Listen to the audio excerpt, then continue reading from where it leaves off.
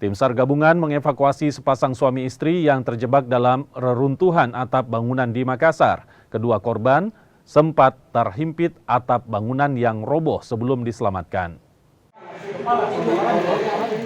Ini adalah rekaman saat petugas gabungan berupaya mengevakuasi pasangan suami istri yang terhimpit atap bangunan yang roboh di Kecamatan Tamalan Rea, Kota Makassar, Sulawesi Selatan. Atap bangunan tersebut roboh usai diterjang cuaca buruk. Korban bernama Muhammad Raihan Arsal dan Nur Aisyah Bahar tertimpa atap bangunan saat keduanya tengah beristirahat. Dentuman, Pak. Yang pertama itu benturan dinding belakang, terus yang keduanya itu menyusul. Saya kurang tahu dari dinding mana, ternyata dari dinding depan dulu, Pak. Oh. Tapi pada saat itu, Kak, memang hujan deras itu waktu. Hujan deras, Pak. Susul bentur, terus petir ya. Iya. Petir setahu. Ini yang rubuh atap atau Tembok. tembok, Pak? Tembok, Pak. Tembok. Iya, tembok kuda-kuda atap. Oh.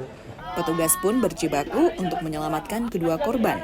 Sejumlah peralatan dikerahkan untuk memastikan kedua korban bisa selamat.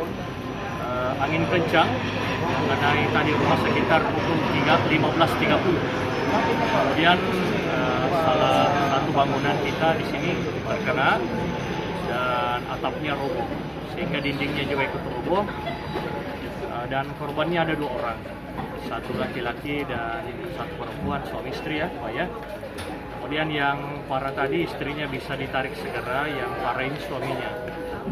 Tetapi alhamdulillah tadi sudah dari tim gabungan, dari Damkar, dari SAR, BPBD semuanya tadi bahu-bahu dari kepolisian, Dimas, Babinsa semuanya hadir, termasuk dari unsur relawan masyarakat semuanya datang.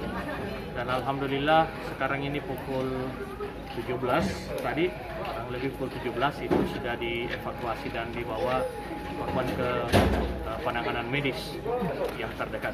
Setelah berhasil dievakuasi, keduanya dibawa untuk mendapatkan perawatan medis. Nila Rustam, Kompas TV Makassar, Sulawesi Selatan.